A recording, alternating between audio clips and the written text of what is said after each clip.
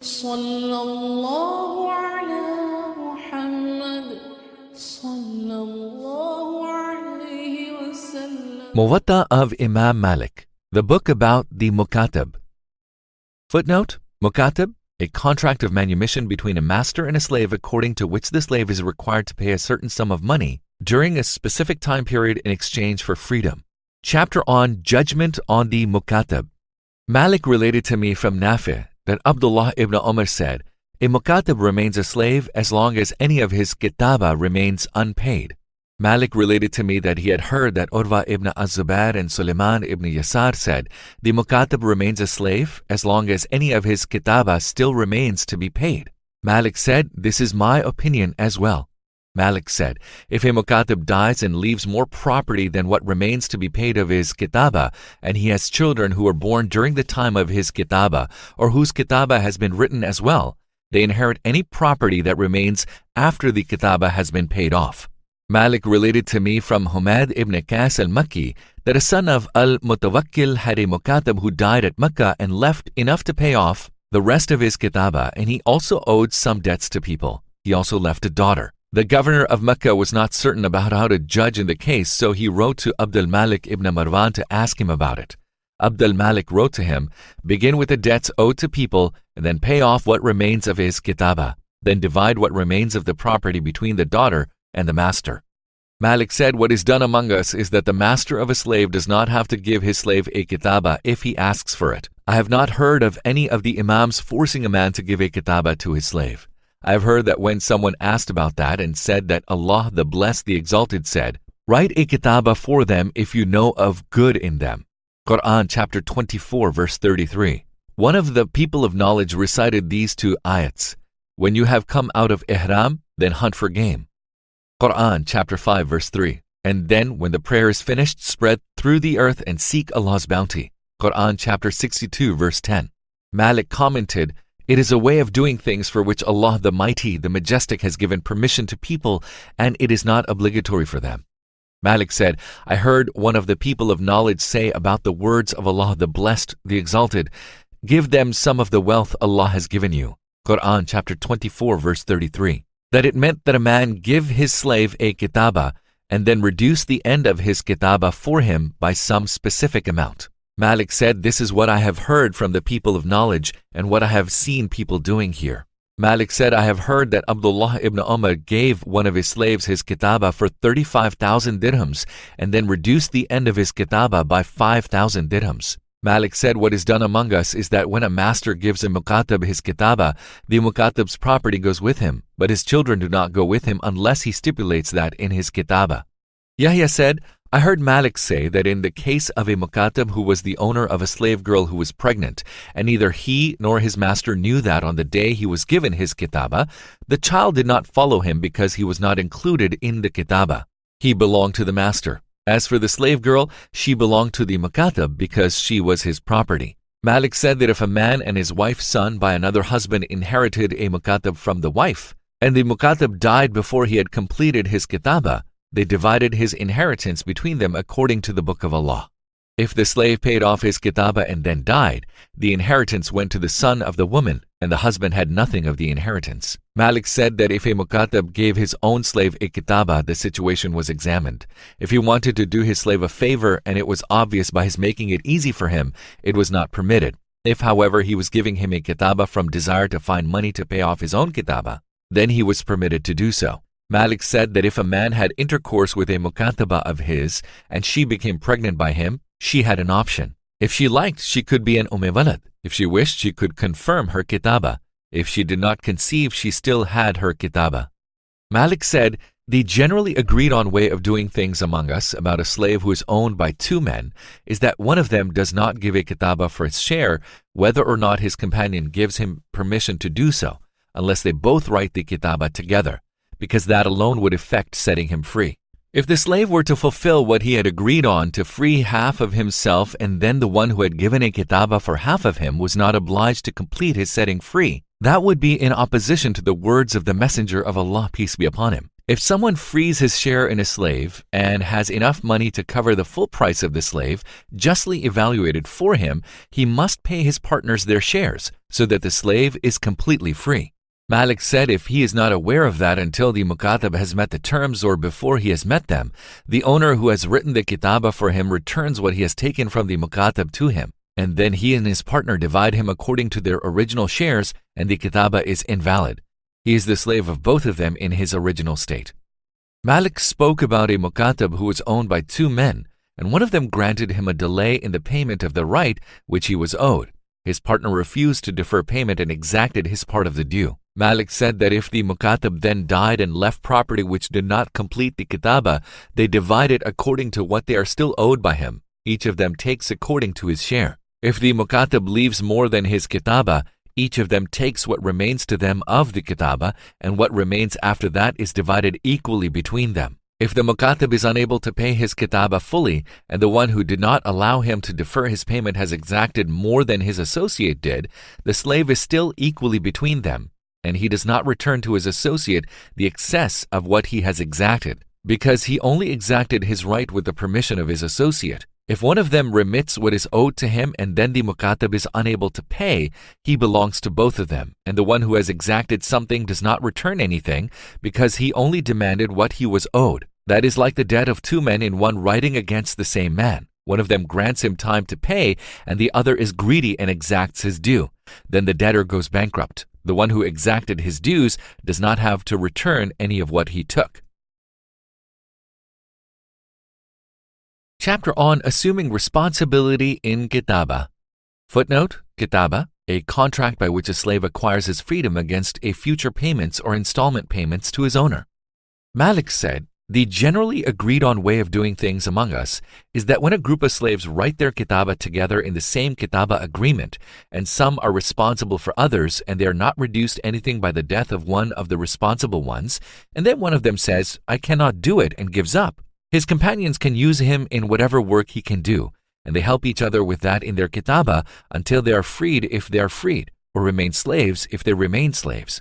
Malik said the generally agreed on way of doing things among us is that when a master gives a slave his Kitaba, it is not permitted for the master to let anyone assume the responsibility for the Kitaba of his slave if the slave dies or is incapable. This is not part of the Sunnah of the Muslims. That is because when a man assumes responsibility to the master of a Mukatab for what is owed of the Kitaba, and then the master of the Mukatab pursues that from the one who has assumed that responsibility, he takes his money falsely. It is not as if he is buying the Mukatab, so that what he gives is part of the price of something that is his, and neither is the Mukatab being freed so that the price established for him buys his inviolability as a free man. If the Mukatab is unable to meet the payments, he reverts to his master and is his slave. This is because Kitaba is not a fixed debt which can be guaranteed by the master of the Mukatab.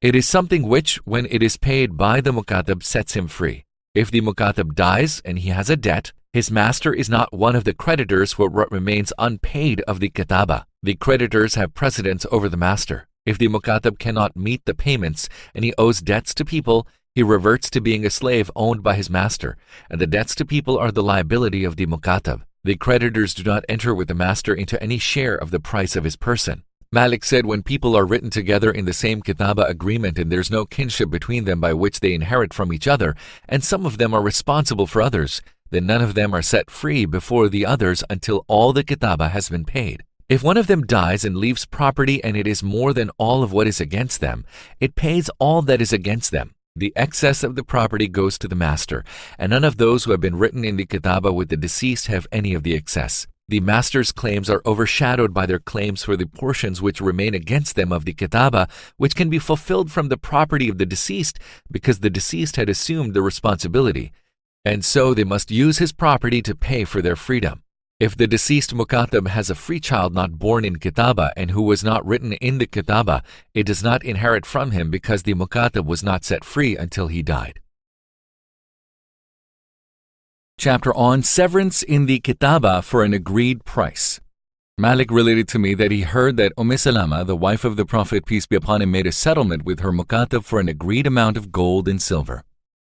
Malik said the generally agreed on way of doing things among us, in the case of a Mukatab who is shared between two partners, is that one of them cannot make a settlement with him for an agreed price, according to his portion, without the consent of his partner. That is because the slave and his property are owned by both of them, and so one of them is not permitted to take any of the property except with his partner's consent. If one of them settles with the Mukatab and his partner does not, and he takes the agreed price, and then the Mukatab dies while he has property or is unable to pay, the one who made the settlement would not have anything of the Mukatab's property, and he could not return what he settled for, so that his right to the slave's person would return to him. However, when someone settles with a Mukatab with the permission of his partner and then the Mukatab is unable to pay, it is preferable that the one who broke with him returns what he has taken from the Mukatab in severance, and he can have back his portion of the Mukatab. This he can do. If the Mukatab dies and leaves property, the partner who has kept hold of the Kitaba is paid in full the amount of the Kitaba which remains to him against the Mukatab from the Mukatab's property. Then what remains of the property of the Mukatab is between the partner who made severance and his partner according to their shares in the Mukatab. If one of the partners breaks off with him and the other keeps the Kitaba and the Mukatab is unable to pay, it is said to the partner who settled with him, "If you wish to give your partner half of what you took, so the slave is divided between you, then do so. If you refuse, then all of the slave belongs to the one who held on to possession of the slave." Malik spoke about a Mukatab who was shared between two men, and one of them made a settlement with him with the permission of his partner. Then the one who retained possession of the slave demanded the like of that for which his partner had settled, or more than that, and the Mukatab could not pay it. He said the Mukatab is shared between them because the man has only demanded what is owed to him. If he demands less than what the one who settled with him took, and the Mukatab cannot manage that, and the one who settled with him prefers to return to his partner half of what he took, so the slave is divided in halves between them, he can do that. If he refuses, then all of the slave belongs to the one who did not settle with him. If the Mukatab dies and leaves property and the one who settled with him prefers to return to his companion half of what he has taken so that the inheritance is divided between them, he can do so. If the one who has kept the Kitaba takes the like of what the one who has settled with him took, or more, the inheritance is between them according to their shares in the slave because he is only taking his right. Malik spoke about a Mukatab who was shared between two men, and one of them made a settlement with him for half of what was due to him with the permission of his partner, and then the one who retained possession of the slave was willing to take less than what his partner settled with him for, but the Mukatab was unable to pay. He said, if the one who made a settlement with the slave prefers to return half of what he was assigned to his partner, the slave is divided between them. If he refuses to return it, the one who retained possession has the portion of the share for which his partner made a settlement with the Mukatab. Malik said the explanation of that is that the slave is divided into two halves between them. They write him a Kitaba together, and then one of them makes a settlement with the Mukatab for half his due with the permission of his partner. That is a fourth of the entire slave. Then the Mukatab is unable to continue, so it is said to the one who settled with him, "If you wish, return to your partner half of what you were awarded, and the slave is divided equally between you."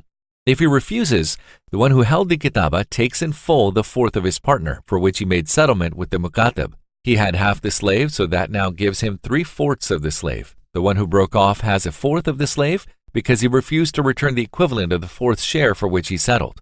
Malik spoke about a Mukatab whose master made a settlement with him and set him free, and what remained of his severance was written against him as debt. Then the Mukatab died owing debts to people. He said his master does not share with the creditors because of what he is owed from the severance. The creditors are dealt with first. Malik said a Mukatab cannot become free of his master whilst he owes debts to people. He would be set free and find himself with nothing because the people to whom he is in debt have more right to his property than his master. He is not permitted to do that. Malik said, according to the way things are done among us, there's no harm if a man gives a Kitaba to his slave and settles with him for gold and reduces what he is owed of the Kitaba, provided only that the gold is paid immediately. Whoever disapproves of that does so because he puts it in the category of a debt which a man has against another man for a set term, and then gives him a reduction and he pays immediately. This is not like such a debt. The Mukatab's becoming free from his master is dependent on his giving money to speed up the setting free. Inheritance, testimony, and the hudud are obliged for him, and the inviolability of being set free established for him. He's not buying dirhams for dirhams or gold for gold. Rather, it is like a man who, having said to his slave, "Bring me such and such an amount of dinars and you are free," then reduces that for him, saying, "If you bring me less than that, you are free." That is not a fixed debt. If it had been a fixed debt, the master would have been counted amongst the creditors of the Mukatab when he died or went bankrupt. His claim on the property of the Mukatab would be treated in the same way as theirs. Chapter on Injuries Caused by Mukatabs. Malik said, the best of what I have heard about a Mukatab who injures a man so that blood money must be paid is that if the Mukatab can pay the blood money for the injury along with his kitaba, he does so, and it is against his kitaba. If he cannot do that and he cannot pay his kitaba because he must pay the blood money of the injury before the kitaba, and he cannot pay the blood money of the injury, then his master has an option. If he prefers to pay the blood money of the injury, he does so and keeps his slave, and he becomes an owned slave. If he wishes to surrender the slave to the injured person, he surrenders him. The master does not have to do more than surrender his slave.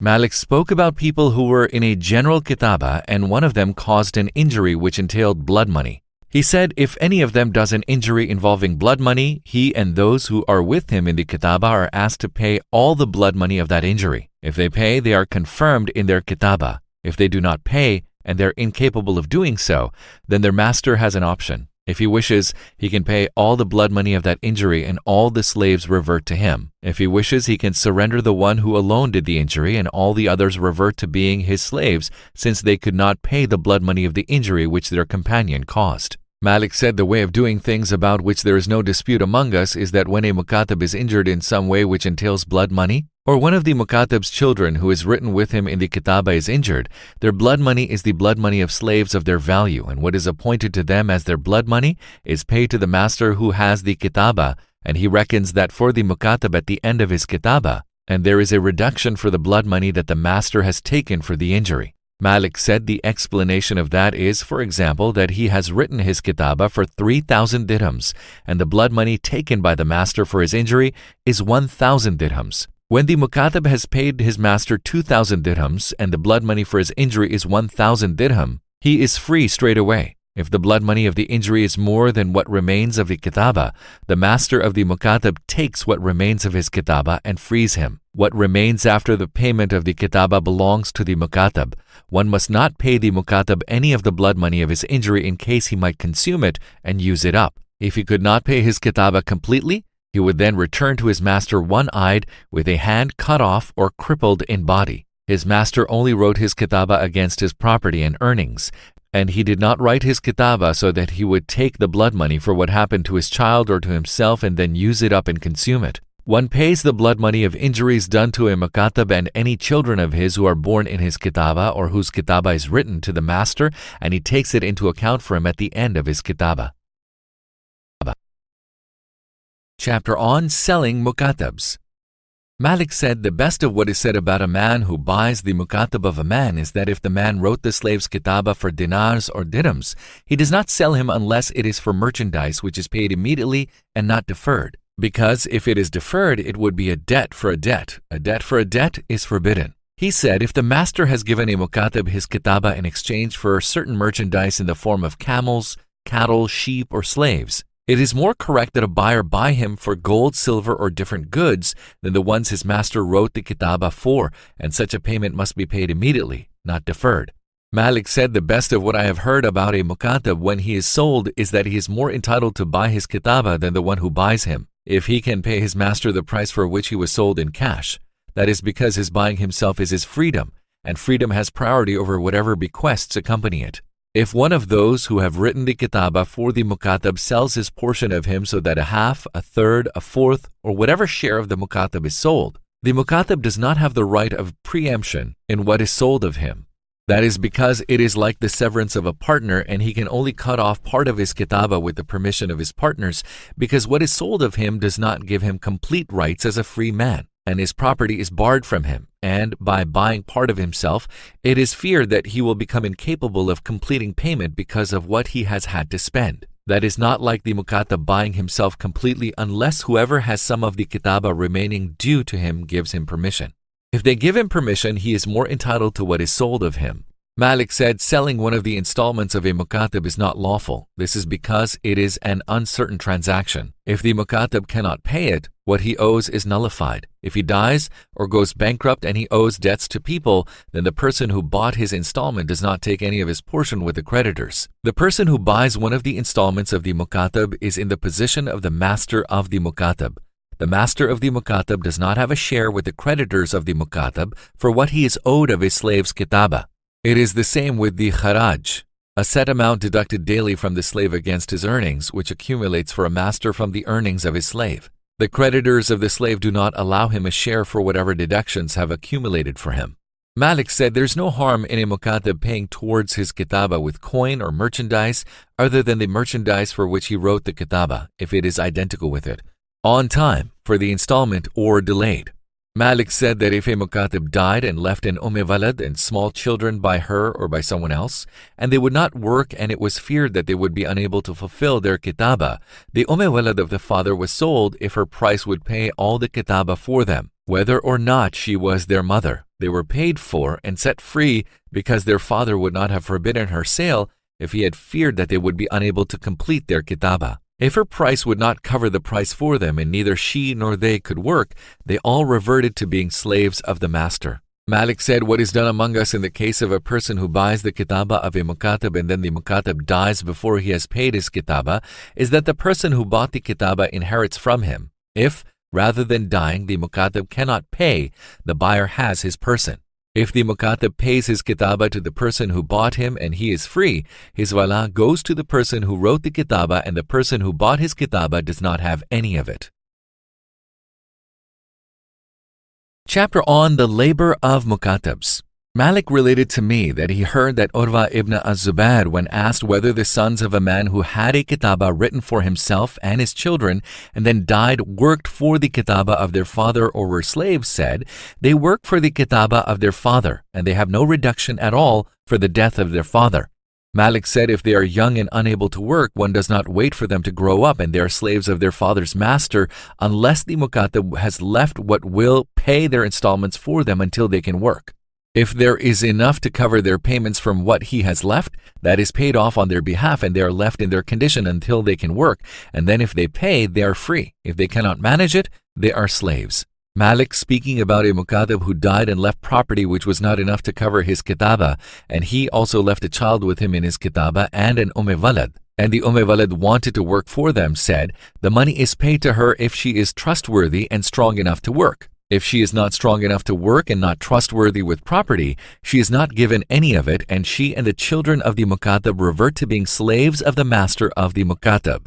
Malik said if people are written together in a single kitaba and there is no kinship between them and some of them are incapable and others work until they are all set free, those who worked can claim from those who were unable to the portion of what they paid for them because some of them assumed the responsibility for others.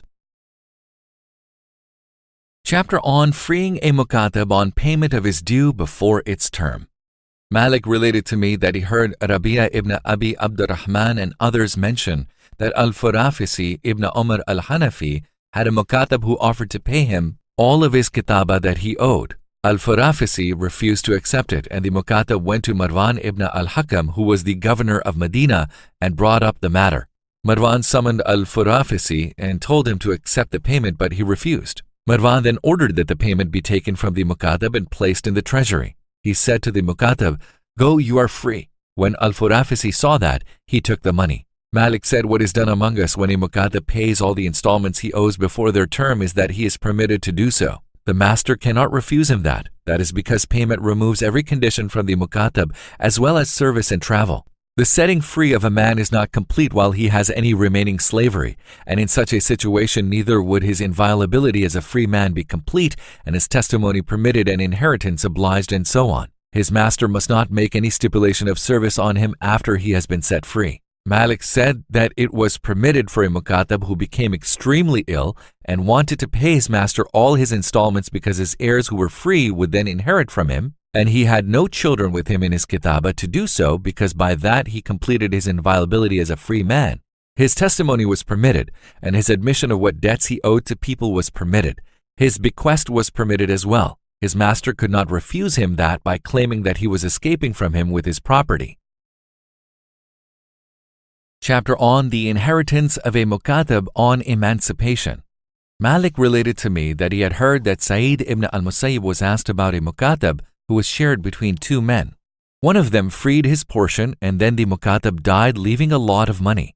Sa'id replied, the one who kept his kitaba is paid what remains due to him, and then they divide what is left between them both equally. Malik said when a Mukatab who fulfills his kitaba and becomes free dies, he is inherited from by the people who wrote his kitaba and their children and paternal relations, whoever is most deserving. He said this is also for whoever is set free before he dies. His inheritance is for the nearest people to him of children or paternal relations who inherit by means of the wala.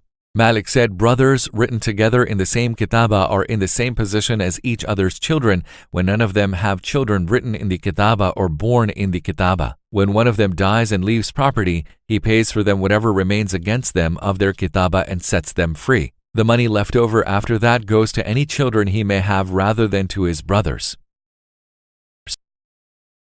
Chapter on conditions concerning Mukatabs. Malik spoke to me about a man who wrote a kitaba for his slave for gold or silver and stipulated against him in his kitaba a journey, service, sacrifice, or similar which he specified by name, and then the Mukatab was able to pay all his installments before the end of the term. He said if he pays all his installments and is set free and his inviolability as a free man is complete, but he still has this condition to fulfill, the condition is examined, and whatever involves his person in it, like service or a journey, etc., is removed from him, and his master has nothing against him for it. Whatever there is of sacrifice, clothing, or anything that he must pay that can be treated as dinars and dirhams is valued, and he pays it along with his installments, and he is not free until he has paid that along with his installments. Malik said the generally agreed on way of doing things among us, about which there is no dispute, is that a Mukatab is in the same position as a slave whom his master will free after a service of 10 years. If the master dies before 10 years, what remains of his service goes to his heirs, and his wala goes to the one who contracted to free him and to his male children or paternal relations. Malik spoke about a man who stipulated against his Mukatab that he could not travel, marry, or leave his land without his permission, and that if he did so without his permission, it was in his power to cancel the kitaba. He said if a Mukatab does any of these things, it is not in the man's power to cancel the kitaba. Let the master put that before the ruler. A Mukatab, however, should not marry, travel, or leave the land of his master without his permission, whether or not he stipulates it. That is because the man may write a kitaba for his slave for 100 dinars and the slave may have 1,000 dinars or more. He goes off and marries a woman and pays her bride price, which wipes away his money, and then he cannot pay. He reverts to his master as a slave without property, or else he may travel and his installments fall due while he is away. He cannot do so, and kitaba is not based on such behavior. That is in the hand of his master. If he wishes, he gives him permission for it. If he wishes, he refuses it. Chapter on the wala of the Mukatab when he is set free.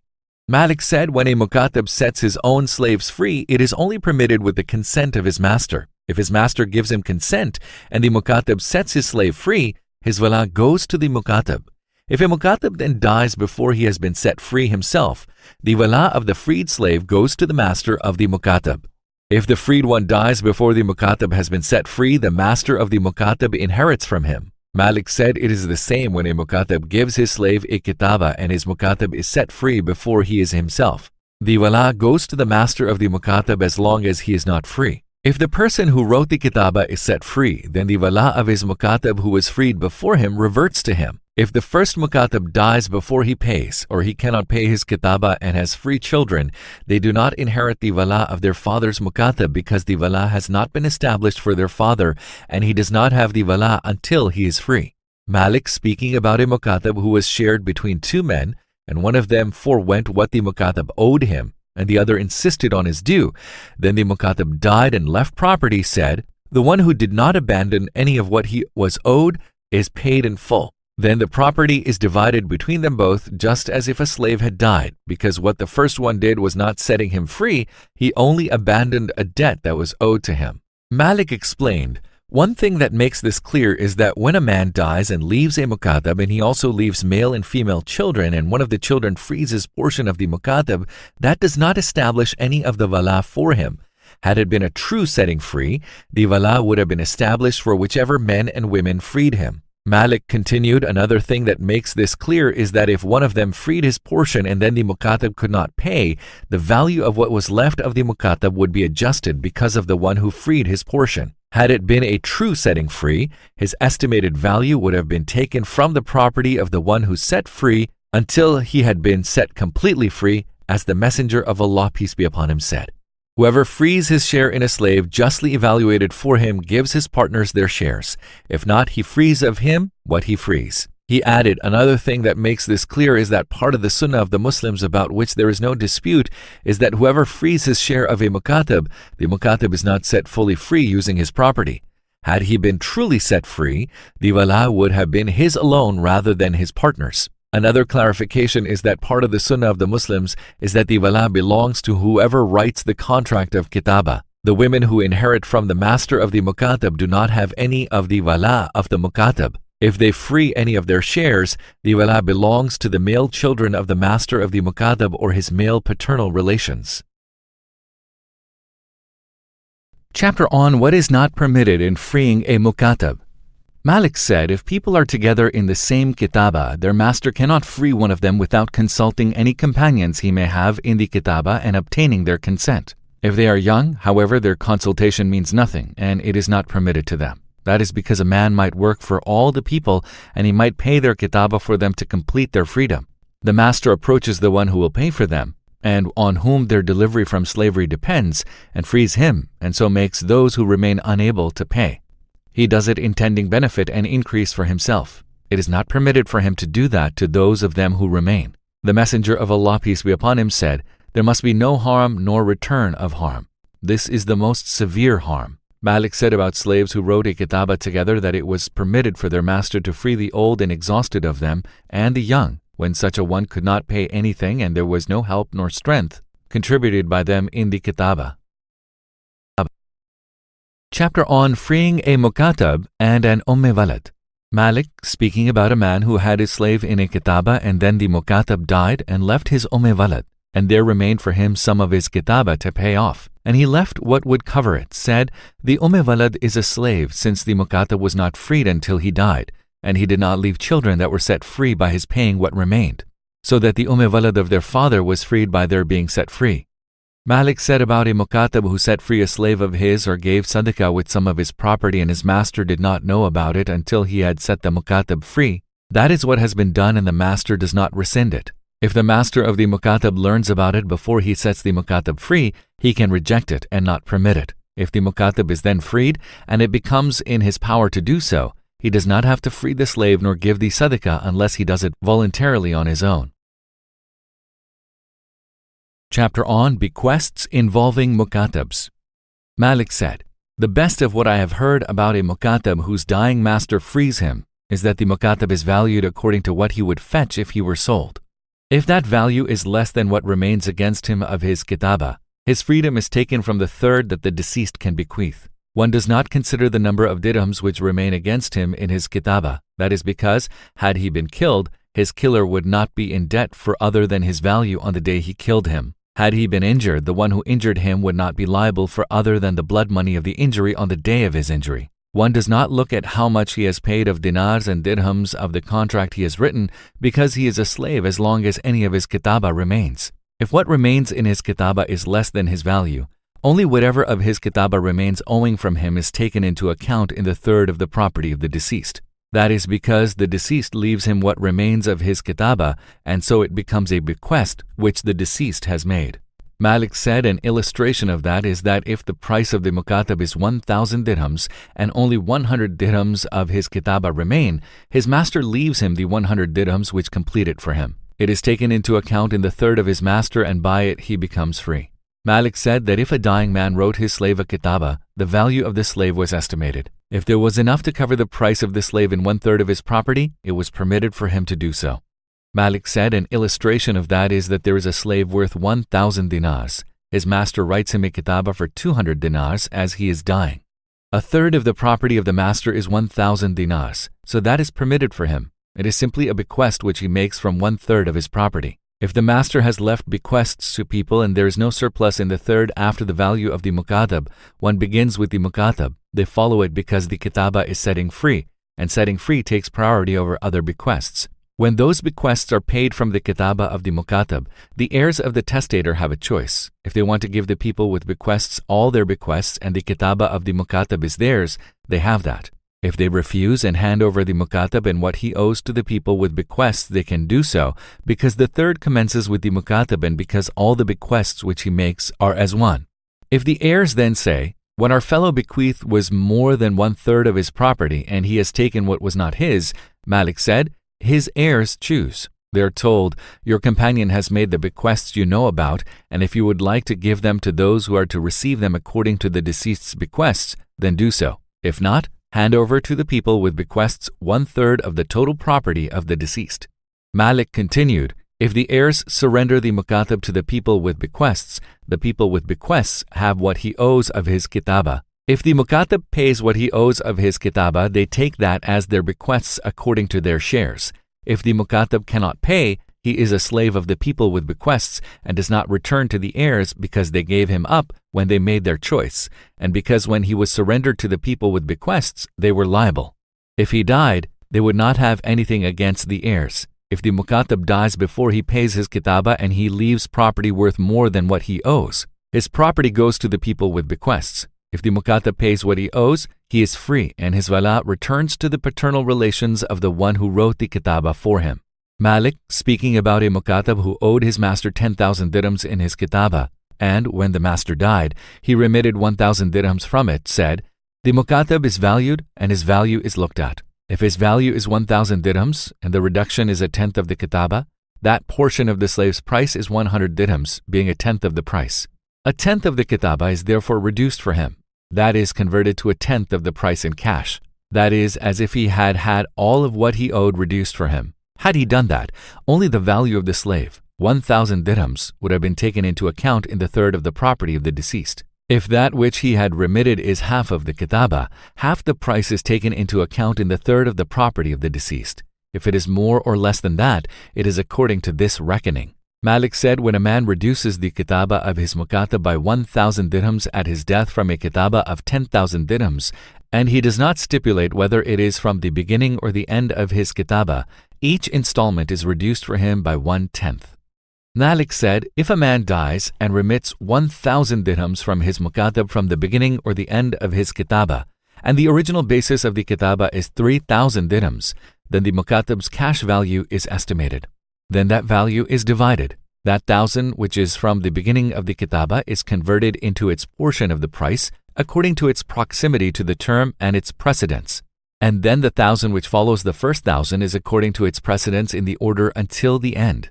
Every 1,000 is paid according to its place in advancing and deferring the term because what is deferred of that is less in respect of its price. Then it is placed in the third of the deceased according to whatever the price befalls that 1,000 according to the difference in preference of that, whether it is more or less, then it is according to this reckoning.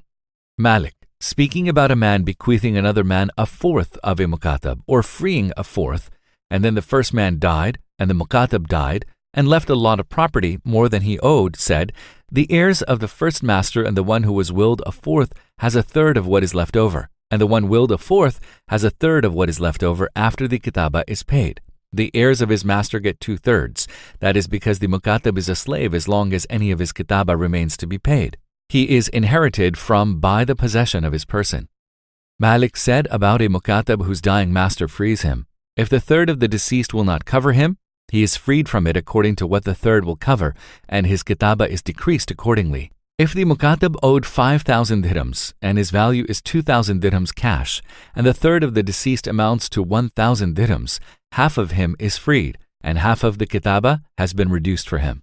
Malik said about a man who said in his will, my slave so-and-so is free, and write a Kitaba for so-and-so, that the setting free had priority over the Kitaba.